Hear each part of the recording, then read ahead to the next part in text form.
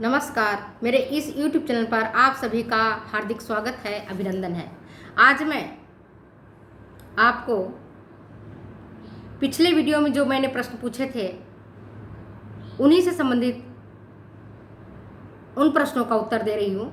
तो आप जो आपने उत्तर तैयार किया है इस उत्तर से मिलाइए, क्या आपका उत्तर सही है? पहला प्रश्न पूछा था मैंने, एंटेरोकाइनेज एंजाइम को अब किस नाम से जाना जाता है?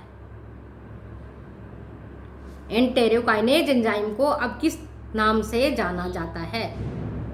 तो आप ये देखिए, एंटेरोकाइनेज एंजाइम को अब वर्तमान में उसका नाम बदल करके एंटेरोपेप्टिडेज बोलते हैं। क्या बोलते हैं इसको?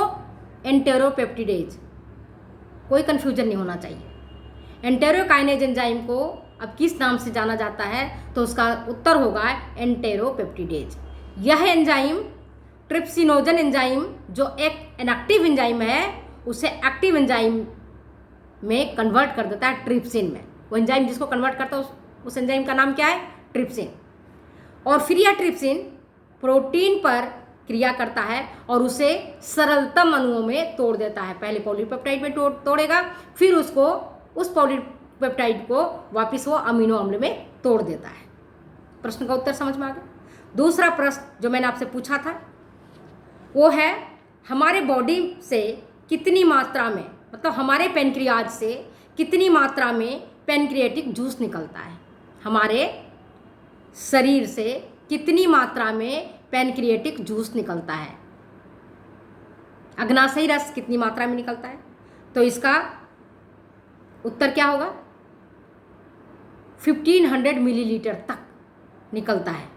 एक स्वस्थ व्यक्ति, जो एडल्ट व्यक्ति है, उसके पैनक्रियाज से प्रतिदिन 1500 मिलीलीटर तक अग्नाशयी रस निकलता है। जिसमें अग्नाशयी रस में होता क्या है, पिछले वीडियो में भी मैंने बताया था। उसमें होता है जल, वाटर, एंजाइम्स और मिनरल साल्ट्स। और इसका पीएच जो होता है वो पीएच होता है 7 से लेकर के 8.2 तक। मतलब ये इसकी प्रकृति अल्कलाइन होती है। और इस अल्कलाइन प्रकृति के कारण जो बैक्टीरिया या जो पैथोजेंस हमारे भोजन में आमाशय के द्वारा निकले हुए हाइड्रोक्लोरिक अम्ल है, उससे अगर नहीं मर पाता है, वो वापस निकल जाता है बच करके, तो ये पक्वाशय में आकर के बचेगा नहीं, क्योंकि इसकी प्रकृति अल्कलाइन है और इस अल्कलाइन प्रकृति में ये खत्म हो जाता है। नेक्स्ट है, मैंने पूछा था आपको प्रश्न कि काइमोट्रिप्सिन एंजाइम का क्या काम है? काइमोट्रिप्सिन एंजाइम का, तो ये भी काइमोट्रिप्सिन एंजाइम भी आपके इनएक्टिव प्रोटीन डाइजेस्टिव एंजाइम है और इसका जो एक्टिव फॉर्म है वो काइमोट्रिप्सिन है। और ये काइमोट्रिप्सिन भी प्रोटीन पर एक्ट करता है और प्रोटीन के अणुओं को पॉलीपेप्टाइड और पेप्टाइड में तोड़ देता है। काइमोट्रिप्सिन क्या है? ये एक इनएक्टिव एंजाइम है जो काइमोट्रिप्सिन जो है इनएक्टिव एंजाइम है। ये प्रोटीन पर क्रिया करता है और ट्रिप्सिन की भांति ही प्रोटीन को पॉलीपेप्टाइड और पेप्टाइड में कन्वर्ट कर देता है। कोई प्रॉब्लम नहीं होना चाहिए, है ना? क्योंकि हमने पूछा काइमोट्रिप्सिन एंजाइम का क्या काम है। अगर ये प्रश्न इस तरह से आ जाए, काइमोट्रिप्सिनोजन का क्या काम है, काइमोट्रिप्सिनोजन का क्या काम है, तो क्या करोगे? काइमोट्रिप्सिनोजन किससे मिलता जुलता है? काइमोट्रिप्सिन से। तो ये भी क्या है? इनएक्टिव एंजाइम्स है। ये भी किस पर वर्क करेगा? पहले ये तोड़ेगा, काइमोट्रिप्सिन बदलेगा और फिर वो प्रोटीन पर वर्क करेगा। अब प्रोटीन को फिर जब प्रोटीन कभी भी टूटता है तो क्या बनाता है? पॉलीपेप्टाइड पहले बनाएगा या डाइपेप्टाइड बनाएगा, उसके बाद वो अमीनो अम्ल बना देता है। अब ये देखिए, चौथा प्रश्न जो मैंने आपसे पूछा था वो ये कि पेनक्रियाज से निकलने वाला एंजाइम्स भोजन को तो पचा डालता है, लेकिन खुद पेनक्रियाज को क्यों नहीं पचा पाता? पेनक्रियाज को पचा जाना चाहिए, पर ऐसा क्यों नहीं होता है?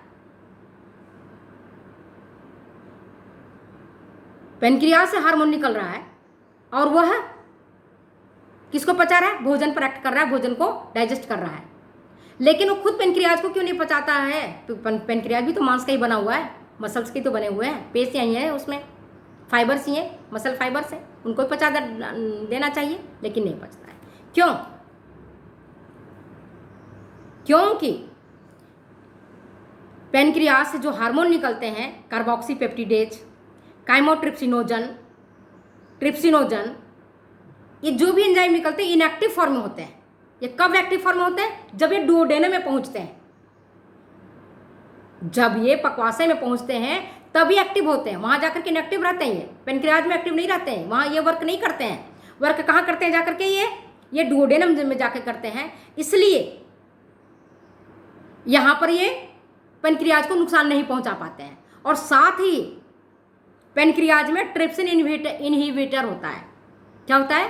पेनक्रियाज में ट्रिप्सिन इनहिबिटर होता है, मतलब ट्रिप्सिन को बाधा पहुंचाने वाला। ट्रिप्सिन जो काम करता है उसको उल्टा काम करता है। इनहिबिटर वो उसको कहते हैं बाधक, मतलब एक होता है एक्सेलरेटर जो कार्य को बढ़ा देता है, एक होता है इनहिबिटर जो घटा देता है। घटा देने का मतलब है रोक देता है, उसको काम में बाधा पहुंचा देता है, बैरियर की तरह काम करता है। तो क्या है? पेनक्रियाज में ट्रिप्सिन इनहिबिटर होता है और इसी कारण पेनक्रियाज हमारा सुरक्षित रहता है, क्योंकि वहाँ जो भी एंजाइम्स आपने देखे वो इनएक्टिव फॉर्म में है। और दूसरा, ट्रिप्सिन में पेनक्रियाज में ट्रिप्सिन इनहिबिटर होता है। अब देखो क्वेश्चन नंबर 5वां। सेक्रेटिन और सेक्रेटिन और कोलेसिस्टोकाइनिन हार्मोन का क्या काम है? आप देखे होंगे कि भोजन जब स्टमक से हमारा डुओडेनम में आता है तो हमारे डुओडेनम का वाल है, मतलब जो हमारा स्मॉल इंटेस्टाइन के जो 3 पार्ट मैंने बताया था आपको, एक पार्ट होता है पक्वाशय, दूसरा पार्ट होता है उसका जेजुनम और तीसरा पार्ट होता है उसका इलियम। आप चित्र देखेंगे जो मैंने पिछली वीडियो में बताया था, तो आप वहाँ जाके देख सकते हैं। तो आप देखोगे कि जब भोजन स्टमक से आ गया कहाँ? स्मॉल इंटेस्टाइन के सबसे पहला पार्ट डुओडेनम में, तो डुओडेनम की जो म्यूकोसा है वहाँ से सेक्रेटिन और कोलेसिस्टोकाइनिन 2 इंपॉर्टेंट हार्मोन निकलता है। और ये सेक्रेटिन क्या करता है? पेनक्रियाज को जाके कहता है ये हार्मोन कि भाई भोजन आ चुका है, अब चलो और भोजन पर क्रिया करो, भोजन को पचाने का काम करो। तो ये दोनों मिलकर के सेक्रेटिन और कोलेसिस्टोकाइनिन दोनों ही आता है, पेनक्रियाज को स्टिमुलेट करता है, मतलब उसको कहता है कि भाई आ गई, भोजन आ गया, चलो पचाने का काम करते हैं। तो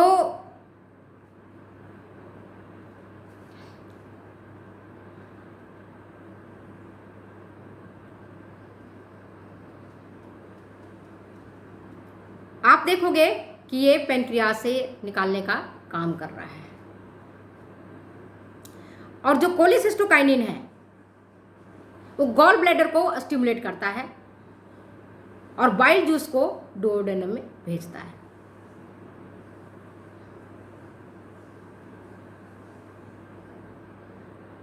कोलेसिस्टोकाइनिन और क्या काम करता है? पेनक्रियाटिक जूस के सिक्रेशन को बढ़ा देता है।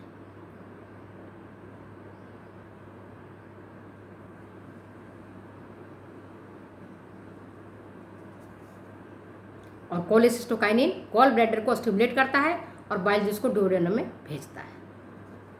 अब ये देखते हैं जो मैंने आपका प्रश्न पूछा था 5वां, प्रतिदिन हमारे लीवर से कितनी मात्रा में बाइल जूस निकलता है? प्रतिदिन हमारे लीवर से कितनी मात्रा में बाइल जूस निकलता है? तो आंसर क्या है? 5 मिलीलीटर, आधा किलो, लगभग आधा लीटर तक हमारी बॉडी से बाइल जूस, मतलब कहाँ से निकलेगा? गॉल ब्लैडर से, है ना। लीवर से, लीवर के जो सरफेस है वहीं पर आपके निकलता है क्या? Bile juice. बाइल में क्या होता है? जो पित्त होता है, पित्त रस में पित्त लवण, बाइल पिगमेंट में मेल में मुख्य रूप से बिलीरुबिन, बिलीवर्डिन और लेसिथिन कोलेस्ट्रॉल होता है। और इसमें जो बाइल पिगमेंट होता है वो बाइल को कलर देता है, इसीलिए बाइल का जो कलर होता है आप देखोगे हरे पीले रंग का होता है। मगर ये भी याद रखो कि बाइल में किसी भी प्रकार का, पीत में किसी भी प्रकार का कोई डाइजेस्टिव एंजाइम्स नहीं है, किसी भी प्रकार का कोई डाइजेस्टिव एंजाइम्स नहीं है। इसके बावजूद ये भोजन को पचाने में मदद करता है क्योंकि इसमें बाइल साल्ट्स होता है और ये बाइल साल्ट्स का ही इम्पॉर्टेंट रोल होता है डाइजेशन करने का। तो आप देखिए कि डुओडेनम में जो आंत का पहला भाग है उसमें पेनक्रियाटिक जूस आके मिलता है, पित्तरस आके मिलता है और स्वयं उसका आंत्ररस आके मिलता है और यहाँ भोजन का पाचन होता है। ये मैंने आपके प्रश्न का उत्तर हो गया। छठा प्रश्न मैंने पूछा था, बाइल जूस में किसी भी प्रकार का कोई एंजाइम नहीं होता है, कोई किसी भी प्रकार का कोई डाइजेस्टिव एंजाइम नहीं है, इसके बावजूद भोजन के डाइजेशन में इसकी क्या भूमिका है? आपका आंसर क्या होगा? बाइल साल्ट्स के कारण ही भोजन को ये पचाने में मदद करता है, क्योंकि यह डाइजेशन और एब्जॉर्प्शन खास करके बाइल साल्ट्स फैट पर क्रिया करता है, वसा पर क्रिया करता है। जो आप भोजन करते हो और भोजन में जो तेल खाया, आपने घी खाया, मक्खन खाया, इस पर क्रिया करेगा और उसको ये छोटे छोटे कणों में तोड़ देता है, इमल्सिफाई कर देता है, इमल्सिफिकेशन, पाइसीकरण जिसको आप बोलोगे। और फिर उसकी सरफेस एरिया बढ़ जाएगी। जब छोटे छोटे टुकड़ों में टूटेगा तो सरफेस एरिया बढ़ जाएगी, जिसके कारण इस फैट पर जो पेनक्रियास से एंजाइम्स निकलते हैं वो उन फैट पर क्रिया करता है और उसे फिर फैटी एसिड और ग्लिसरॉल में तोड़ देता है। बात समझ में आ गई? अब देखिए, मैंने 7वां प्रश्न पूछा था, कोलेसिस्टोकाइनिन का क्या काम है? पहले प्रश्न में भी मैंने ये प्रश्न पूछे हैं। कोलेसिस्टोकाइनिन का क्या काम है और ये कहाँ से निकलता है? तो कहाँ से निकलेगा? ये डुओडेनल म्यूकोसल सेल से निकलता है। डुओडेनम जो स्मॉल इंटेस्टाइन का जो पहला पार्ट है उसके म्यूकोसा सेल है, वहाँ से निकलता है और यह गॉल ब्लैडर के कॉन्ट्रैक्शन को, संकुचन को स्टिमुलेट करता है।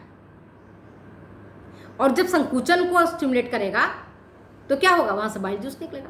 जैसे मान लो पॉलीथीन है, पॉलीथीन में दूध पड़ा हुआ है और या घी है, उसको आप निकाल दो, क्या करते हो? उसको दबाते हो। जब दबाते हो तो उसका रस निकलता है ना, जाता है ना निकल करके। तो इसी प्रकार से जब गॉल ब्लैडर को स्टिमुलेट करेगा, उसको कॉन्ट्रैक्ट करने के लिए करेगा, उसको दबाएगा, तो गॉल ब्लैडर से क्या निकलेगा? जूस निकलेगा। कौन सा जूस निकलेगा? गॉल ब्लैडर से अपने को निकलता है बाइल जूस। और फिर बाइल साल्ट्स फैट के एब्जॉर्प्शन में भी मदद करता है।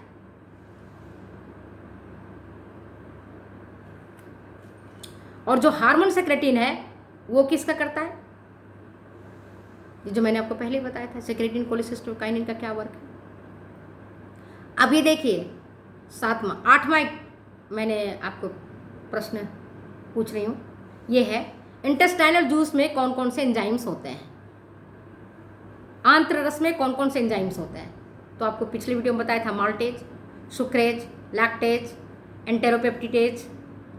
माल्टेज किस पर वर्क करेगा? माल्टोज पर। सुक्रोज किस पर करेगा? सुक्रेज करेगा सुक्रोज पर। जैसा नाम वैसा काम। नाम देखो, सुक्रेज सुक्रोज पर, माल्टेज माल्टोज पर, लैक्टेज लैक्टोज पर, एंटेरोपेप्टिडेज किस पर करेगा? जो भी मैंने आपको बताया था, एंटेरोपेप्टिडेज क्या होता है? एंटेरोकाइनेज जिसको बोलते थे पहले में, ये ट्रिप्सिन नामक एंजाइम को कन्वर्ट कर देता है, मतलब उसको स्टिमुलेट कर देता है और फिर वो प्रोटीन पर एक्ट करता है ना। पेप्टिडेज, ये सारे हार्मोन्स आपके पैनक्रियाटिक जूस से निकलते हैं। और अब जो मैंने प्रश्न पूछा था, एक इम्पॉर्टेंट, कि जब आंत से डाइजेस्टिव एंजाइम्स निकलता है, जब इंटेस्टाइन से डाइजेस्टिव एंजाइम्स निकलते हैं जो कि मतलब कि भोजन को पचा डालता है, चाहे फैट खाओ तो पचा जाए, प्रोटीन खाओ तो पचा जाए, कार्बोहाइड्रेट खाओ तो पचा जाए, जो कुछ खाते हो आप सब पच जाता है, तो खुद आंत क्यों नहीं पचता? आंत को भी पच जाना चाहिए, आंत को भी डैमेज होना चाहिए, लेकिन नहीं होता है।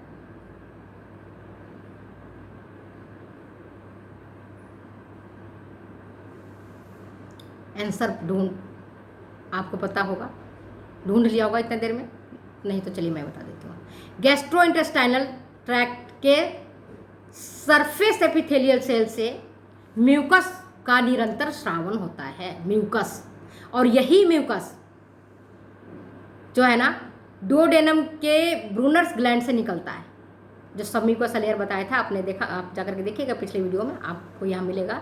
और लार्ज इंटेस्टाइन के गॉबलेट सेल से निकलता है, कौन निकलता है? म्यूकस, और यही म्यूकस म्यूकोसा को प्रोटेक्ट करता है।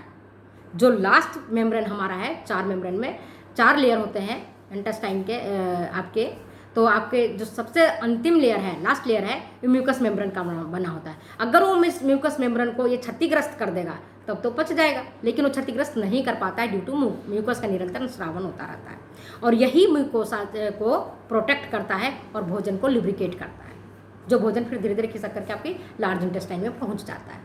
ठीक, तो आपको अगर ये वीडियो अच्छी लगती है तो प्लीज़ शेयर करें, कमेंट करें, सब्सक्राइब करें। वीडियो लंबा हो गया है तो आप आंसर बताने में थोड़ा लंबा होता ही है, आप देखो, है ना। फिर मिलते हैं अगले वीडियो में। नमस्कार। अगर ये वीडियो अच्छी लगती है तो प्लीज़ कमेंट करें, शेयर करें, सब्सक्राइब करें, लाइक करें। Thank you.